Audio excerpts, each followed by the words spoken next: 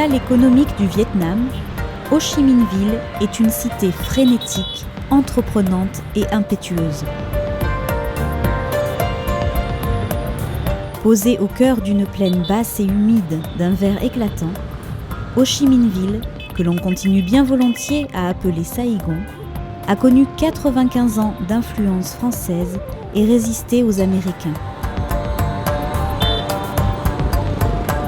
Aujourd'hui, elle fait preuve d'un insolent dynamisme économique et son niveau de vie est supérieur au reste du Vietnam.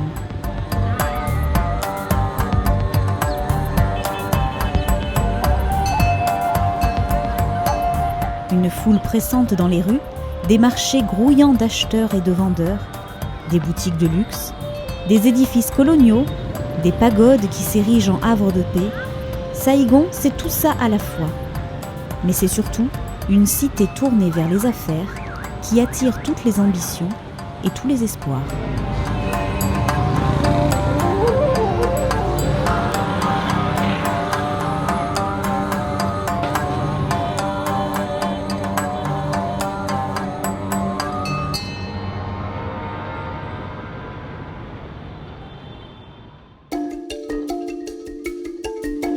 Pour naviguer sur le fleuve roi, Always Cruises a conçu le Mekong Prestige.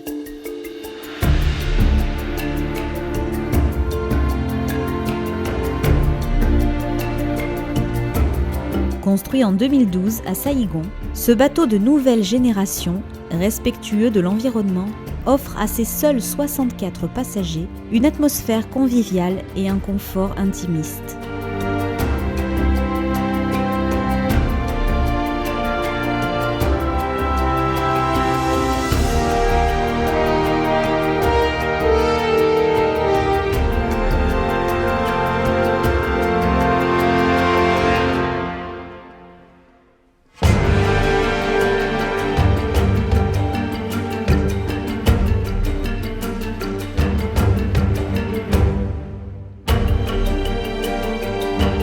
Son faible tirant d'eau lui permet d'accoster au plus près des villages bordant le Mekong.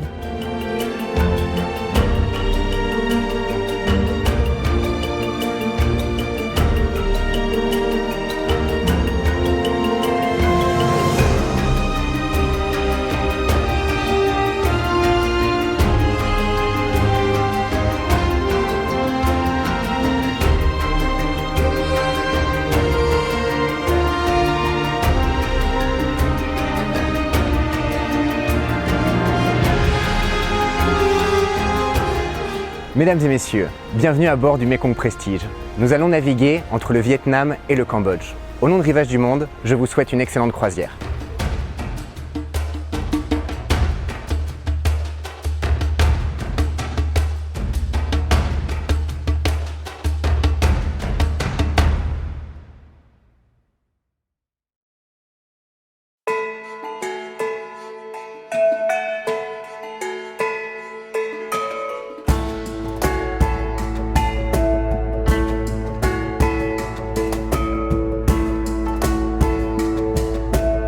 Dans un style d'inspiration locale, privilégiant les matières exotiques, les espaces communs du Mekong Prestige nous invitent au voyage.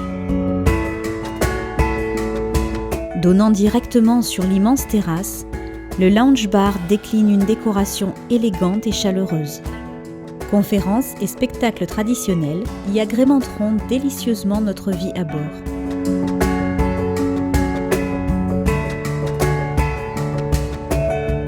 Au restaurant panoramique, qu'elle nous soit servie sous forme de buffet pour le déjeuner ou à table en soirée, le chef nous propose une cuisine délicate, inspirée des traditions locales, tout en s'adaptant subtilement à nos palais occidentaux.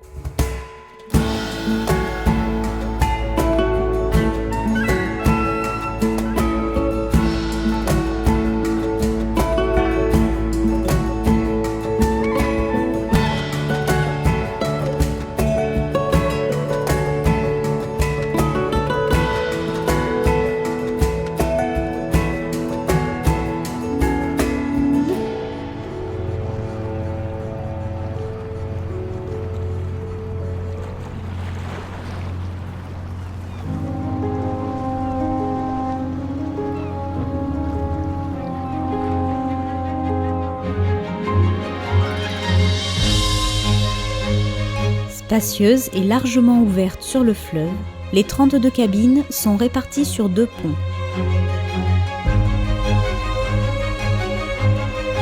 Toutes extérieures, elles disposent d'une baie vitrée ouvrant sur un balcon privé.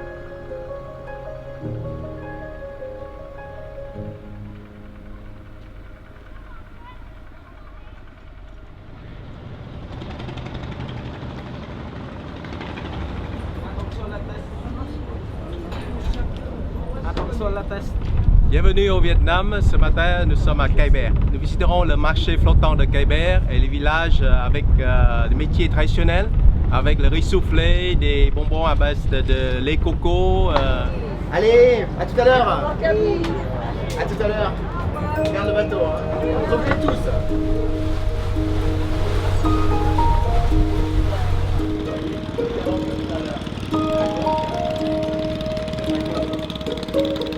Le marché flottant de Cai Bè est l'un des plus célèbres du delta du Mékong. Véritable carrefour de ce que l'on considère être le jardin potager et fruitier du Vietnam, il est le point de rencontre des commerçants venus de toute la région depuis le XIXe siècle.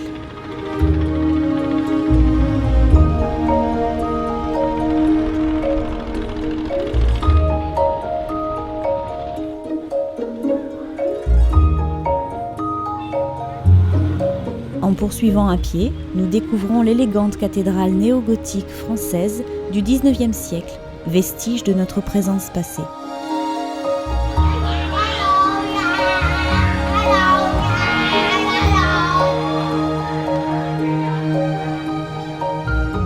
En allant à la rencontre des habitants, nous voici invités à découvrir une petite confiserie artisanale et surtout familiale. Les secrets de fabrication des bonbons à la noix de coco et celles du riz soufflé utilisé pour la préparation des galettes de riz nous sont alors dévoilés en toute simplicité.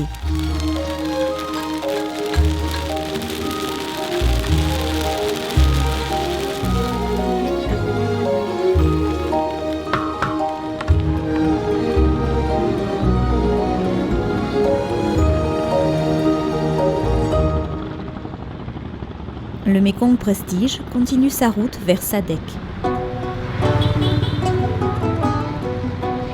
Cette ville conserve un peu de cette ambiance coloniale évoquée par Marguerite Duras dans son œuvre.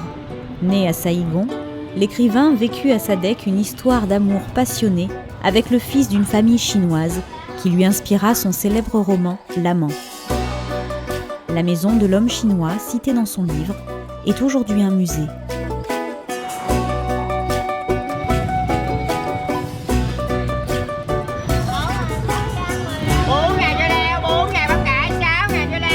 Avant de rejoindre notre bateau, un irrésistible petit détour par le marché local offre à nos yeux d'occidentaux un spectacle haut en couleurs.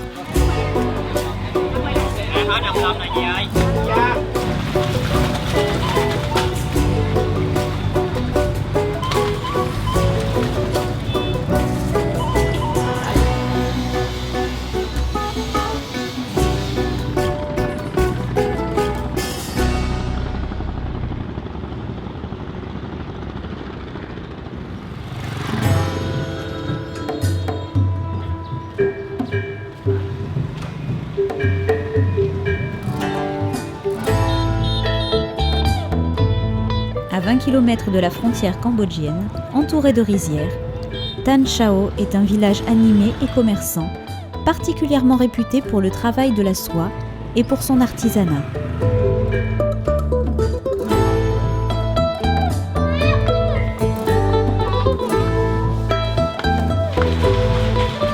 Parmi les savoir-faire de ses habitants, nous découvrons une fabrique de nattes traditionnelle. Celle-ci est tissée de feuilles de palmier, d'alpha et de jonc. L'aquaculture est une activité économique importante dans le delta du Mékong. La visite d'une ferme piscicole nous en apprend davantage sur les techniques d'élevage vietnamiennes.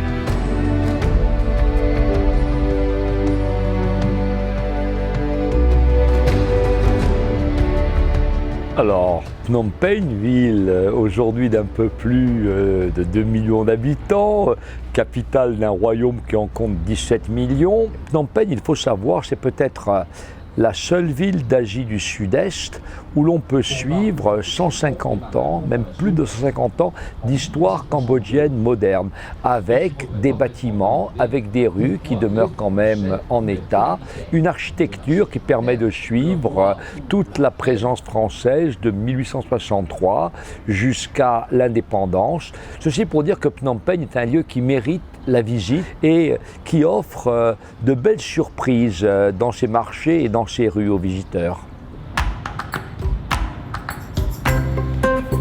Jadis perle de l'Asie, Phnom Penh a souffert de la guerre et de l'impitoyable domination des Khmers rouges. Mais elle a depuis su renaître de ses cendres pour devenir l'une des capitales les plus plaisantes de cette région du globe.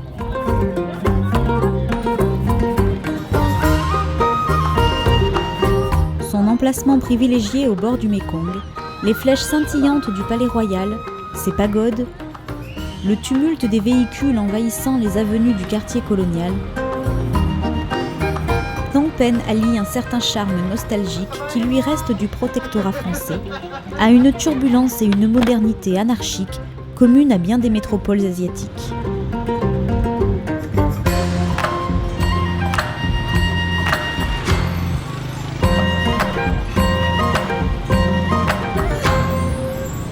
Avec ses toits khmers classiques et ses dorures, le palais royal domine la ligne d'horizon de la capitale.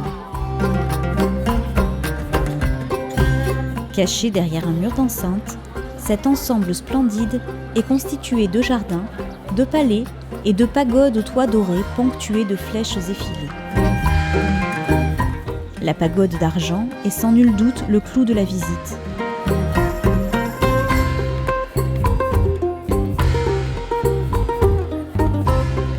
Le Musée national du Cambodge occupe un ravissant ensemble de bâtiments construits à l'image d'un temple khmer traditionnel. Il regroupe la plus importante collection du monde de sculptures khmer couvrant une période allant de la préhistoire au XIXe siècle.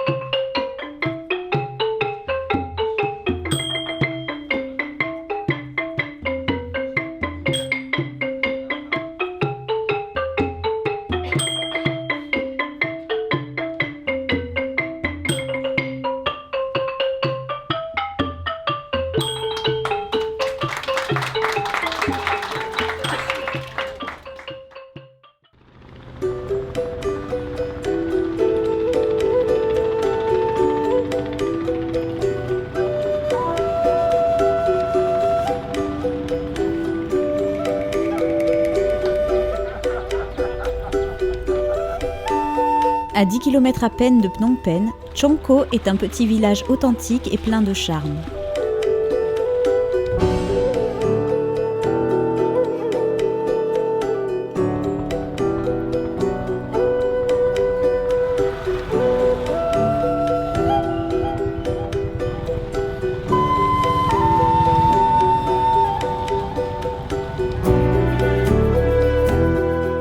Nous sommes maintenant dans un village qui s'appelle Koh Ouniatei, c'est l'île, et c'est un village qui est spécialisé pour le tissage de la soie. Nous allons rencontrer des habitants et on fait une visite d'une école. L'hospitalité naturelle de ses habitants et la candeur de ses enfants nous offrent un véritable moment de partage et de sincérité.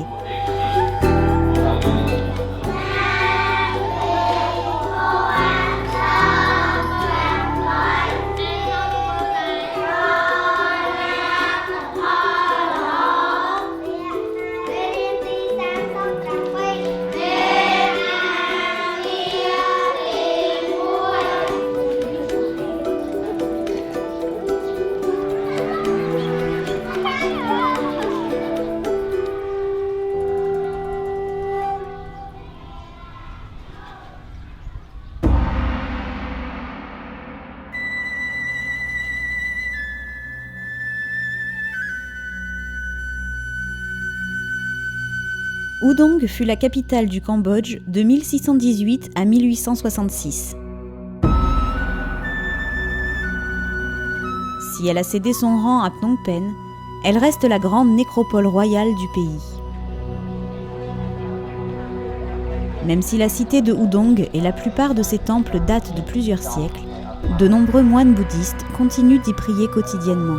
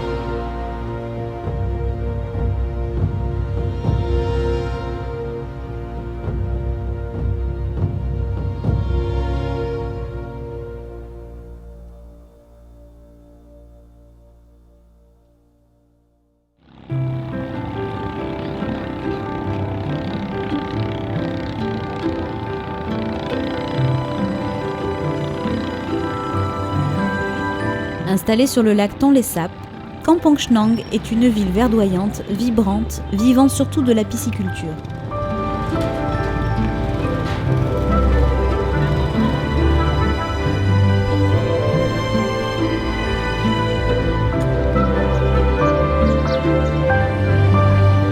Établie dans l'intérieur des terres, à l'abri des inondations qui se produisent au plus fort de la saison des pluies, Kampong Chnang est un point de départ pour la visite des villages flottants de Kandal et Chongkos. Ces deux villages se faisant face, ont adapté leur mode de vie aux crues saisonnières du Tonlé Sap. Maisons, commerces, écoles et pagodes sont posés sur des bateaux que l'on remorque plusieurs fois par an selon le niveau des eaux du lac. Leurs habitants vivent essentiellement de la pêche ou travaillent dans les rizières alentours.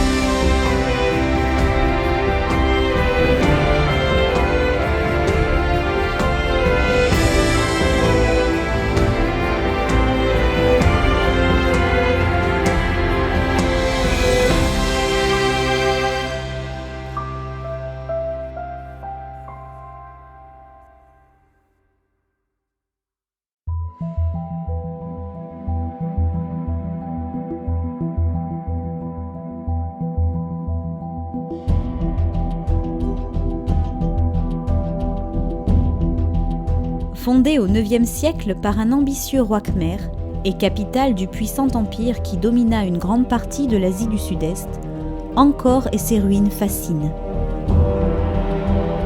Les proportions considérables de cette cité, la beauté sans pareille de ses sanctuaires de pierre et le mystère de sa disparition font d'Angkor un ensemble archéologique aussi célèbre qu'énigmatique.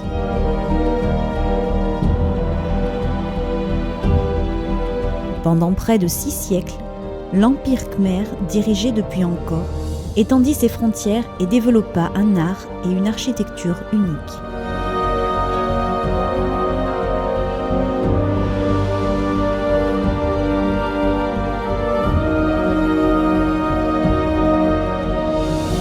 Devenu le symbole du Cambodge, Angkor Wat est le temple le plus célèbre. Ses élégantes tours en boutons de fleurs se dressent harmonieusement vers le ciel.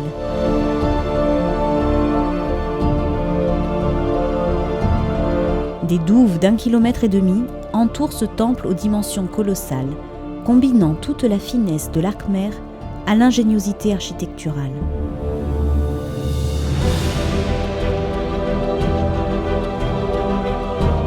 Contrairement à tous les autres temples d'Angkor, Taprom a été laissé à l'abandon avant d'être redécouvert au début du XXe siècle. La nature y a repris ses droits et racines et troncs massifs jaillissent aujourd'hui d'entre les ruines. Les arbres ont parfois détruit ou parfois soutenu les murs, comme un lent et spectaculaire combat entre la nature et l'architecture.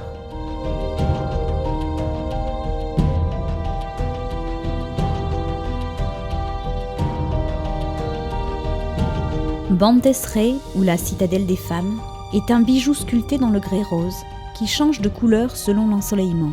Plusieurs pavillons sont très bien conservés et les façades sont finement sculptées d'une multitude de motifs fleuris et de scènes de la mythologie hindoue, telles de véritables dentelles.